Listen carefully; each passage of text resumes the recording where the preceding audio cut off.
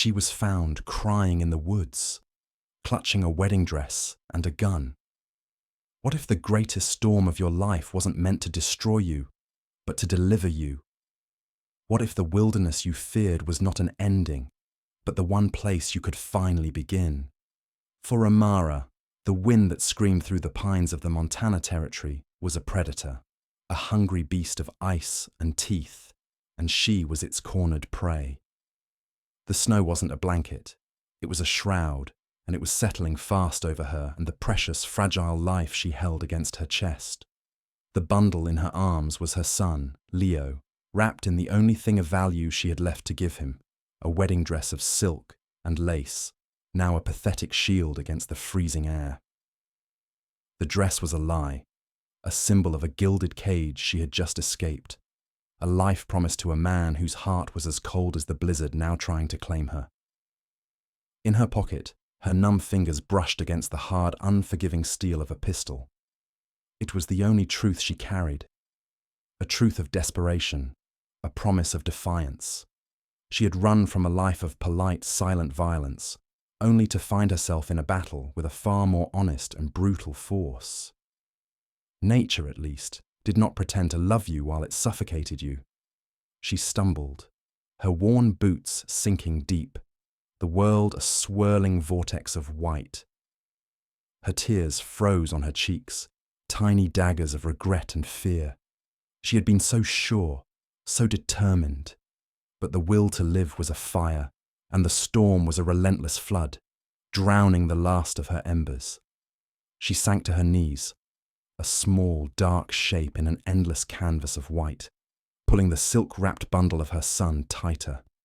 She bent her head over him, her body a final, failing wall against the wind. "I'm sorry, Leo," she whispered, her voice stolen by the gale. "I'm so sorry." It was in that moment of surrender, as the darkness crept into the edges of her vision, that another shape emerged from the blur. It was large, broad, dark against the snow. A man, cloaked in furs, a rifle held easy in one hand. He moved with the quiet certainty of the mountain itself. He stopped a few feet away, a figure of myth, a spirit of the unforgiving woods. He looked down at the woman, at the incongruous sight of a fine wedding dress clutched in the heart of a blizzard. He saw the faint puff of breath from the bundle, saw the woman's eyes flutter and close. His face, etched by wind and solitude, remained a stony mask. But beneath the frost in his beard, a muscle in his jaw tightened. He had seen the storm take life before. He had sworn he would never watch it happen again. Without a word, he knelt, his movements economical and sure. He gathered her up, a surprisingly light burden of frozen desperation, and turned his back to the wind, heading toward the faint promise of smoke that curled from a hidden chimney, a lone beacon in the heart of a dying world. He laid her on the cot he'd built with his own hands, the one that had sat empty for 5 long years. Her breath was shallow, a faint mist in the cabin's sudden warmth. The baby, still wrapped in that ridiculous, mud-stained silk, let out a thin, mewling cry. The man, Evander, moved with a brusque efficiency that belied the turmoil in his chest. This was a ghost he had not invited, a woman and a child, brought by the same white devil that had taken his own. He stoked the fire, the flames leaping up, casting dancing shadows on the log walls, on the woman's pale, unconscious face. He unwrapped the child first, his large, calloused hands surprisingly gentle as he peeled away the freezing, damp layers of lace. The boy was tiny, his skin mottled with cold, but he was alive. A fierce, primal relief shot through Evander, an emotion so foreign he almost didn't recognize it. He found an old woolen shirt of his own, one worn soft with time, and wrapped the infant in it, placing him in a wooden crate packed with furs near the hearth. The baby's cries softened to a weak whimper. Then he turned to the woman. He worked methodically, cutting away her wet clothes, his movements impersonal, driven by the singular purpose of survival. He saw the bruises on her wrist, dark and ugly against her pale skin. He saw the exhaustion etched so deeply into her face it looked like it was carved from stone. When he was done, he covered her with a thick bearskin, tucking it tightly around her. He pulled a small three-legged stool to the fire and sat, watching them both. He saw the pistol then, which had fallen from her pocket onto the floor. It was small, elegant, a lady's gun, but it was a gun nonetheless. He picked it up, weighing it in his palm. A woman, a baby, a wedding dress, and a gun. Each piece told a part of a story he was not sure he wanted to know. The cabin, his silent sanctuary from memory and pain, was suddenly full. The quiet was broken by the crackle of the fire and the soft breaths of strangers. He looked at his hands, the hands of a trapper, a builder, a man who had long ago chosen solitude over the risk of love and loss. He had thought these hands would never again hold a child, never again tend to another living soul besides himself. The storm howled outside, a mournful cry of a beast denied its kill. Evander stared into the flames, a silent war raging within him. Every instinct screamed at him to remain detached, to help them and then send them on their way. But as he looked at the woman, so fiercely defiant even in unconsciousness, and the child, a fragile spark of life he had pulled from the jaws of the blizzard, he felt a deep, resonant crack in the ice that had encased his heart for years. He didn't know their names or their story, but he knew the look of someone who was running. He knew it because he had been running too, in his own way. Not from a person, but from a memory. And now, the past had followed him home. Amara surfaced from a deep, cold darkness into a world of flickering orange light and the scent of wood smoke and pine. For a moment, she was suspended between the nightmare of the storm and the warmth that now enveloped her. She remembered the snow, the searing cold, the feeling of giving up. Her eyes snapped open. Panic, cold and sharp, seized her. Leo. Where was Leo? She tried to sit up, a cry catching in her throat, but a wave of dizziness and a deep, aching weakness pushed her back down. A large shadow moved at the edge of her vision. A man, the man from the snow. He was sitting by the fire, his back to her, broad and imposing. Her heart hammered against her ribs. She was weak, trapped. Her hand flew to her side, searching for the familiar weight of the pistol in her pocket. But her clothes were gone, replaced by a thick, heavy bearskin. Her gaze darted around the small one-room cabin. It was sparse, meticulously clean. Tools hung on the walls. Furs were stacked in a corner, and there, by the hearth, a wooden crate. A soft noise, a little sigh, came from it. Leo. Relief washed over her so powerfully it left her breathless. He was warm. He was safe. The man stood and turned, and their eyes met for the first time. His face was weathered, framed by a dark beard, and his eyes were the colour of a winter sky, holding a deep, impenetrable stillness. He held a wooden bowl in one hand. He didn't smile. He simply looked at her, his expression unreadable. Amara's fear warred with her exhaustion. She was a trespasser, a burden. This man could be anyone, a brute, a madman, but he had saved them. He had brought them into the warmth. He took a step toward the cot. Instinctively, she shrank back, pulling the heavy fur tighter around herself. His eyes flickered to her movement, and he stopped. He gestured with the bowl. Broth, he said. His voice was a low rumble, like rocks shifting deep underground. It was the first word he'd spoken. It was not a question, not a command. It was a simple statement of fact. She stared at him, at the steam rising from the bowl. She could smell it now, rich and savoury. Her stomach clenched with a hunger so profound it was painful. Slowly, cautiously, she pushed herself up on one elbow. He came closer, and set the bowl on a small stool beside the cot, then retreated back to the fire, giving her space. His deliberate distance was more reassuring than any kind words would have been. She reached for the bowl with a trembling hand, the warm wood a comfort against her cold skin. The broth was hot, salty, life-giving. As she drank, she watched him. He went to the crate and looked down at Leo, his large frame looming over the tiny child. He reached in, not to harm, but to adjust the woolen shirt wrapped around the infant. His touch was so careful, so unexpectedly tender, that it disarmed her completely. The terror that had been a block of ice in her gut began to melt just a little. She finished the broth and set the bowl down, the warmth spreading through her veins, chasing away the last of the deep, bone-chilling cold. She looked from her sleeping son, safe by the fire, to the silent, watchful man who had put him there. She didn't know his name or why he lived alone in the heart of this wild land, but in the quiet language of action, he had told her one thing. For now, in this small cabin, surrounded by a world of white, they were safe.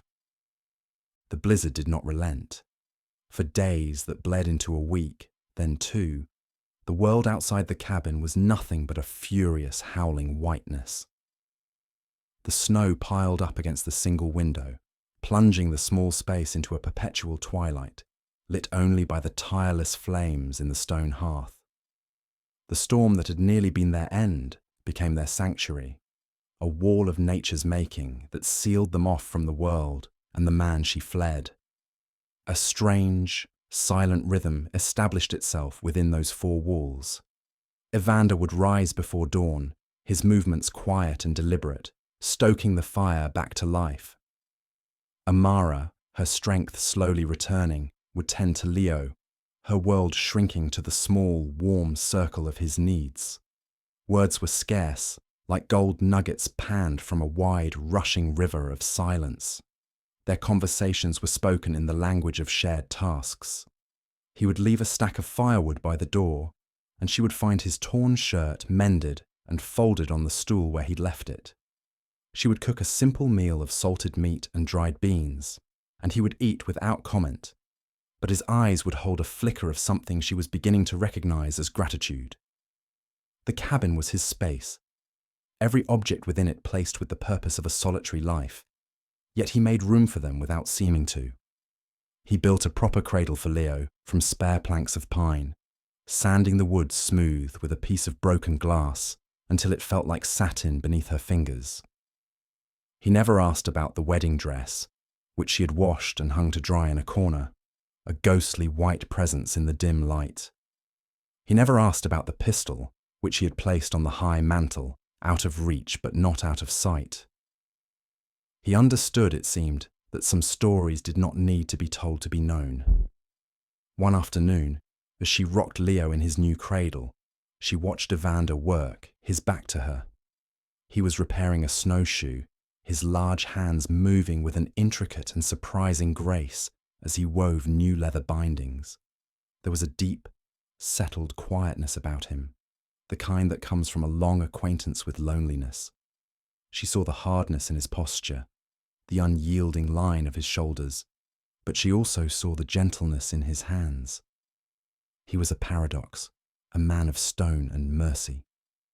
She felt the fear she had carried for so long begin to change shape, transforming from a sharp, immediate terror into a dull, ever-present ache of anxiety about the future. What would happen when the snow melted? When the path out of this wilderness was clear? The man she had run from, Bartholomew Croft, was not a man who gave up what he considered his property. Her son was his heir in his eyes.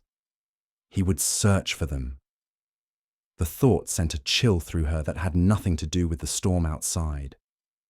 Later that evening, the wind quieted for the first time, a sudden, unnerving stillness. The silence in the cabin felt different, heavier. Evander looked up from the knife he was sharpening. "It'll be colder tonight," he said. his gaze flicking to the dwindling woodpile. Air's clear. It was the most he'd said all day.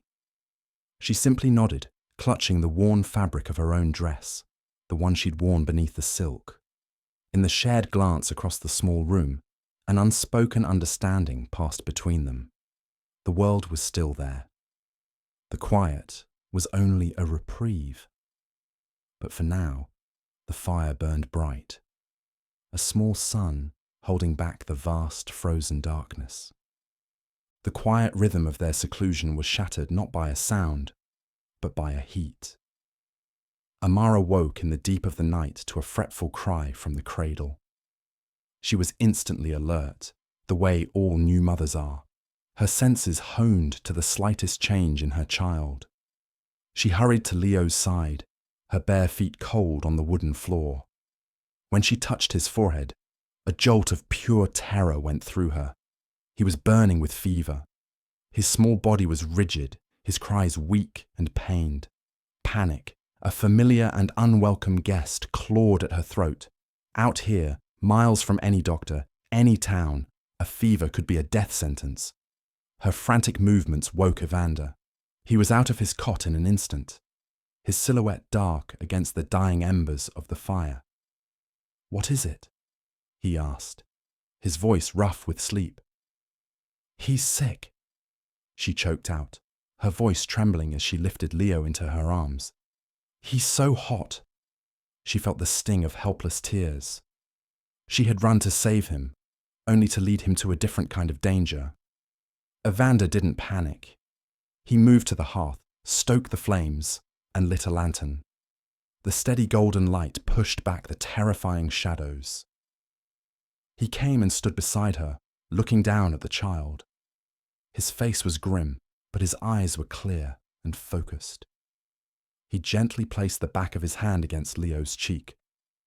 "It's a fever," he confirmed, his calm a stark contrast to her rising hysteria. "We can bring it down."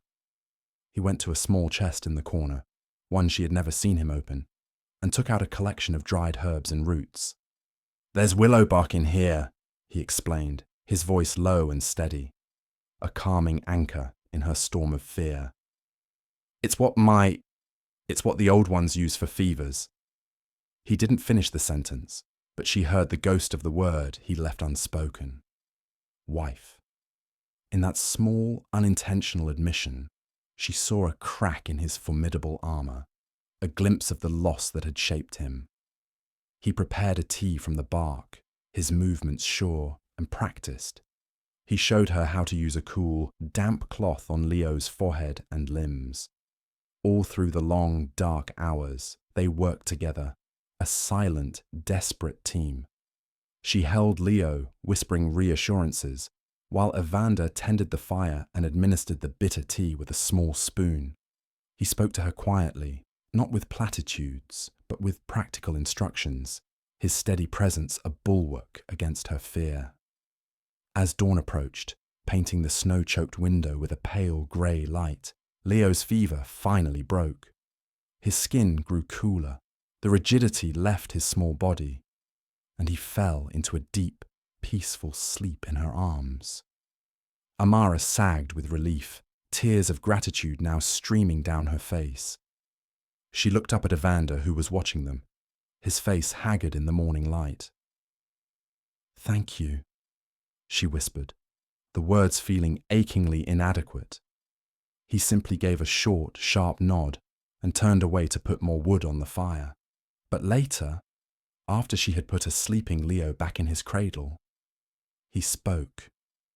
"You're a good mother," he said, not looking at her. "You're strong." The simple, unadorned praise struck her more deeply than any flowery compliment could have, and in the exhausted quiet of the new day, she found the courage to speak a piece of her own truth. "He wanted to take him from me," she said softly. "The man I was supposed to marry. He said a son needed a father's guidance, not a mother's sentiment." Evander stopped his work and turned to face her fully. His winter sky eyes were no longer unreadable. They held a deep simmering anger, an anger on her behalf. He was wrong, Evander said, and in those 2 words, she felt the weight of an alliance being forged, stronger than any spoken promise. The world began to change. The unrelenting grip of the blizzard loosened, giving way to days of brilliant, blinding sun. The air grew warmer, carrying the scent of wet earth and melting snow. From the cabin window, they could see the slow retreat of winter. Water dripped from the eaves in a steady, rhythmic beat, a clock counting down the moments of their isolation. With the thaw came a new kind of tension, a nervous energy that vibrated in the quiet spaces between them. The sanctuary was dissolving. The path to the outside world and the path from it was becoming clear. Amara found herself watching the horizon, a knot of dread tightening in her stomach with every patch of brown earth that emerged from the white. Bartholomew Croft was patient, he was powerful, and he was proud. He would not see her flight as an escape, but as an insult to be rectified. He would come for his heir. The thought was a constant, cold companion. Evander saw the change in her.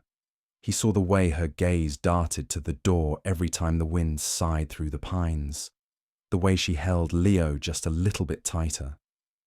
He saw the fear returning to her eyes, chasing away the peace she had found in their forced seclusion.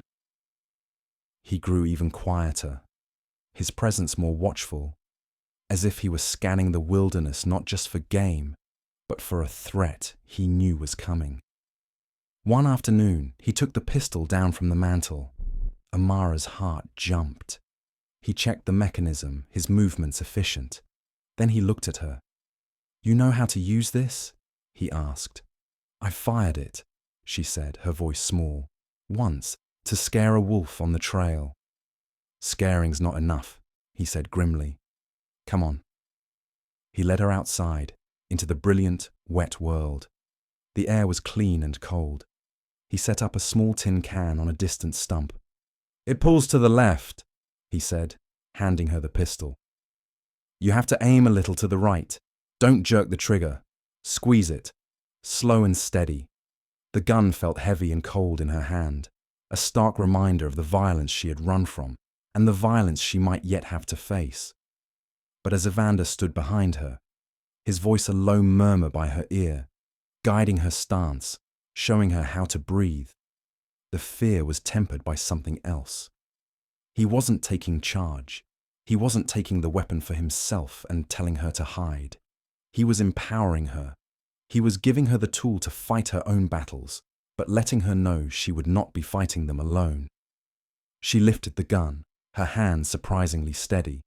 She lined up the sight, just to the right of the can, remembered his instruction to squeeze, and fired. The shot was deafening in the silence of the valley. The can flew off the stump. A slow smile touched her lips, the first genuine smile he had ever seen on her face. It transformed her, chasing the shadows from her eyes. Evander just nodded, a flicker of approval in his own gaze. "Again," he said. They spent the rest of the afternoon like that, the sharp crack of the pistol echoing through the thawing wilderness. It was not a declaration of war. It was a promise, a silent pact made between a man who had lost everything and a woman who had everything to lose. It was the sound of 2 solitary people deciding to stand together, ready for whatever the spring melt might bring. The day came, as they both knew it would. Evander was skinning a rabbit by the creek bed when he saw it. A flicker of movement on the far ridge, unnatural in the landscape he knew as well as the lines on his own hand. It wasn't a deer or an elk. It was a rider, then another, dark figures silhouetted against the vast blue sky. He dropped his knife, his body instantly rigid. He didn't need to get closer to know who they were. The peace of the last few months evaporated like morning mist under a hot sun. He ran back to the cabin, his long strides eating up the ground. He burst through the door without a word, his face a mask of grim urgency. Amara was sitting by the fire, singing a soft lullaby to Leo. She looked up, and the song died on her lips. She saw the truth in his eyes before he ever spoke a word. "How many?" she asked, her voice quiet, devoid of panic. She was the woman who had survived the blizzard, the woman who had faced down her child's fever, the woman who could now hit a tin can from 50 paces. 3, he said, already moving, his actions precise and immediate. "They'll be here in an hour."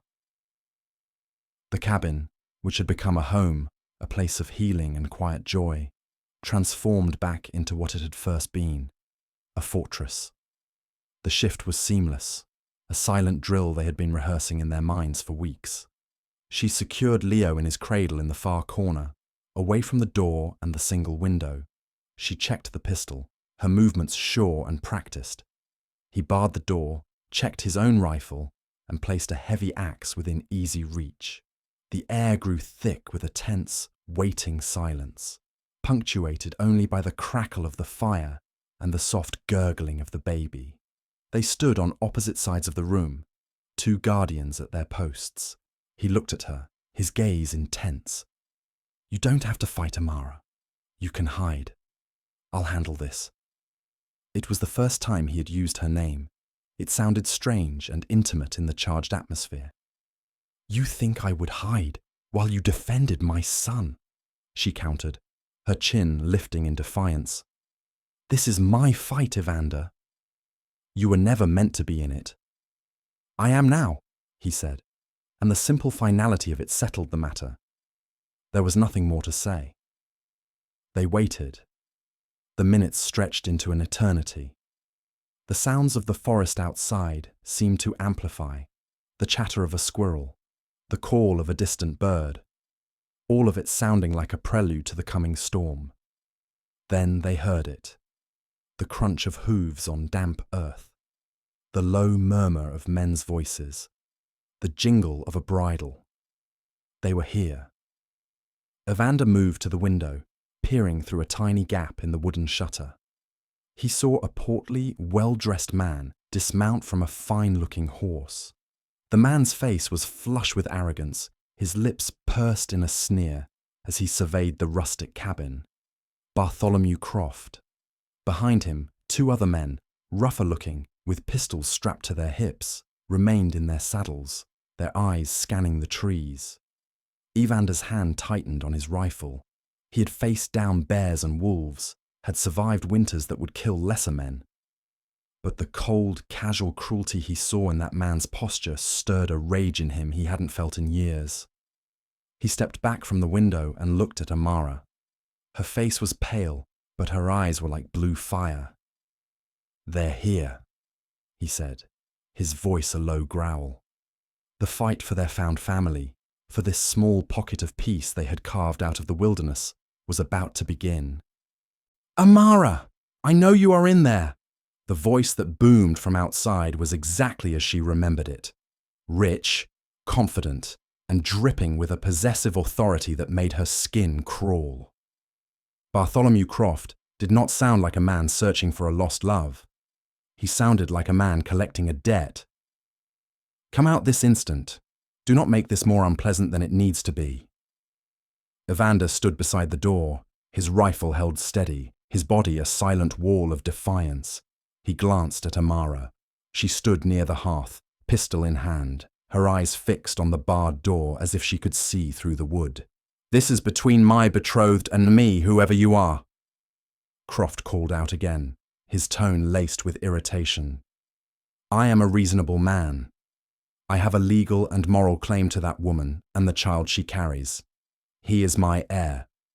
Send them out, and I will even compensate you for your trouble." Evander let out a short, harsh laugh that was more of a snarl. The idea was so offensive, so utterly foreign to the world he and Amara had built, that it was absurd. "She's not for sale," he called back, his voice rough and clear. There was a moment of silence from outside, as if Croft were processing this unexpected resistance. Then his voice turned venomous. "I see. So you're the reason she's forgotten her duties. A filthy backwoods savage has turned her head. Very well. I gave you a chance to be sensible. He spoke to his men, his voice lower but still audible. Get the door. Try not to damage the woman. The boy is what matters. The first heavy thud against the door felt like a blow to Amara's own body. Leo, startled by the noise, began to cry. The sound of her son's fear lit a fire in her veins, burning away the last vestiges of apprehension and leaving only cold, hard resolve. Another crash, and the wooden bar groaned in protest. Evander didn't wait for a third. He fired his rifle through the door, just to the side of the lock. A cry of pain and surprise came from outside, followed by a string of curses. "He's armed!" one of the hired men shouted. "Forget the door!" Croft yelled, his voice tight with fury. "Get him through the window!" A face appeared in the small window opening, and a pistol barrel followed. But Amara was ready. She didn't hesitate. She squeezed the trigger just as Evander had taught her. The shot was clean, precise. The face disappeared with a strangled yelp. The battle was joined. Gunsmoke filled the small cabin, acrid and sharp. Outside, Croft's men returned fire, bullets thudding into the log walls. It was chaos, a terrifying symphony of splintering wood, shouting and gunfire. Through it all, Evander and Amara moved with a strange, unspoken synchronicity. He would fire, then move to reload, and she would take his place, her smaller pistol cracking through the din. They were two parts of a single, fighting entity, protecting the heart of their home, the crying child in the corner. One of the hired guns, bolder than the other, managed to kick the door open, the bar finally giving way. He stumbled in, pistol raised, his eyes wild. Evander met him, not with his rifle, but with the heavy axe he had placed by the door. He moved with a speed and ferocity that was terrifying to behold, a force of nature unleashed. The fight was brutal, primal, and blessedly short. When it was over, the man lay still on the floor. The second hired gun, seeing his companion fall, lost his nerve. He fired one last wild shot before scrambling onto his horse and fleeing back the way he came. Silence descended, thick and heavy. Bartholomew Croft stood alone, his face pale, his arrogance shattered. He stared at the cabin, at the doorway now occupied by Evander, a grim figure covered in dust and fury. Croft looked from the implacable mountain man to the open doorway, where he could just see Amara, her face streaked with soot, pistol still held steady in her hand. This was not the timid, pliable woman he thought he knew. This was a stranger, forged in fire and ice. He swallowed hard, his bravado gone, replaced by a cold, calculating fear. He slowly raised his hands, backing away towards his horse. "This isn't over," he stammered, his voice thin and reedy. "No," Evander said, his voice a low promise of future violence. "It's not. But you will not find them here again." Croft scrambled onto his horse and galloped away, not looking back. The threat was gone. The silence that fell in the wake of Croft's retreat was deeper and more profound than any they had known before. It was a silence filled with the echoes of gunfire, the scent of smoke, and the heavy weight of what had just passed. Leo's cries had subsided into soft, hiccuping sobs. The immediate, violent threat was vanquished, leaving behind a stillness that was both a relief and a reckoning. Amara's hands began to shake, the adrenaline leaving her body in a rush, and the pistol suddenly felt impossibly heavy. She carefully placed it on the table, her whole body trembling with reaction. Evander bolted the broken door as best he could, and then turned to her. He crossed the small room in 2 strides, his eyes scanning her for injury. "Are you hurt?" he asked, his voice raw. She shook her head, unable to speak. She looked at the chaos around them, the splintered door, the body of the man near the entrance, the smoke still hanging in the air, and then she looked at him. His shirt was torn, a shallow graze from a bullet weeping blood on his arm. But he stood tall, a guardian who had held his ground. He had faced down her past, made it his own, and had not flinched. He had stood for her. He had stood for Leo. In that moment, all the unspoken words, all the quiet glances and shared tasks of the past months coalesced into a single, overwhelming emotion. It was more than gratitude, more than relief. It was a deep, resonant feeling of belonging. "You stayed," she finally whispered, her voice thick with unshed tears. It was a simple statement, but it held everything. You stayed when you could have run. You fought a battle that wasn't yours. You put yourself between us and the world. Evander looked at the dead man on his floor, then back at her, his expression softening.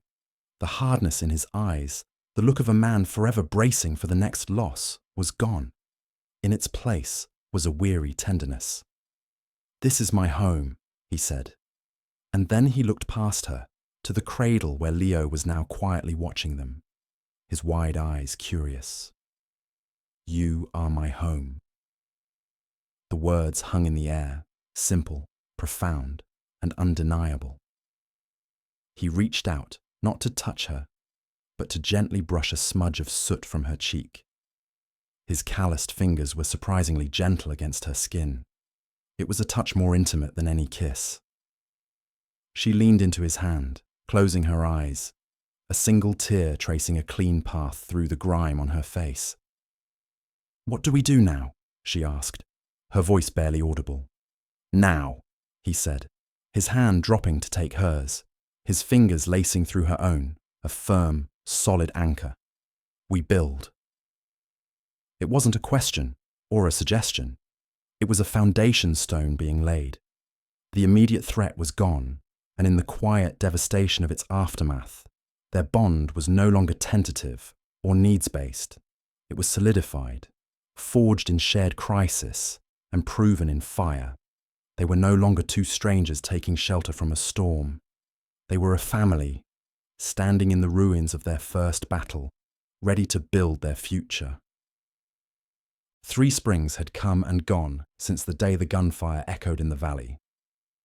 The cabin was no longer a small, solitary box against the wilderness. It had grown. A new room had been added, built from the same sturdy pine. The fresh-hewn logs a lighter colour than the weathered originals, a visible testament to a new beginning. A vegetable garden flourished where there had once been only mud and rock. Its neat rows of beans and corn, a defiant splash of green. A sturdy fence enclosed a small yard where a small boy with dark, curly hair and his father's winter sky eyes chased a laughing yellow dog. Leo, no longer an infant wrapped in silk, was a whirlwind of joyous energy. He ran to the woman sitting on the porch steps, her lap full of mending, and buried his face in her skirt. Amara laughed, her face free from the shadows of fear and exhaustion. She was no longer the haunted refugee from the storm. She was the warm, steady heart of this home. She looked up as Evander approached, carrying 2 buckets of water from the creek. The lines of solitude and grief on his face had been softened by years of smiles. He was no longer the reclusive ghost of the mountain. He was a husband, a father. He set the buckets down and dropped a light kiss on her forehead, his hand resting for a moment on the gentle swell of her belly, where their second child grew. The wedding dress was packed away in a chest, a relic of a life that felt like it belonged to someone else. The pistol was locked away too, its purpose served. The peace they now lived in was not the fragile quiet of isolation, but the deep, resounding peace of a life actively and lovingly built. They had taken the broken pieces of their pasts and with calloused hands and resilient hearts had created something whole and beautiful. They had found that the harshest wilderness can be the most fertile ground for a new life, and that a family is not always the one you are born into, but the one you are brave enough to build. What if the family you're meant to have isn't waiting for you at the end of the road, but is the stranger who finds you when you've collapsed on the side of it? Amara and Evander discovered that the greatest love stories aren't always written in ink and poetry, but are sometimes built with logs, defended with fire, and sealed with a quiet promise to simply stay. They learned that home isn't a place you find, but a thing you make, together. What do you think is more powerful?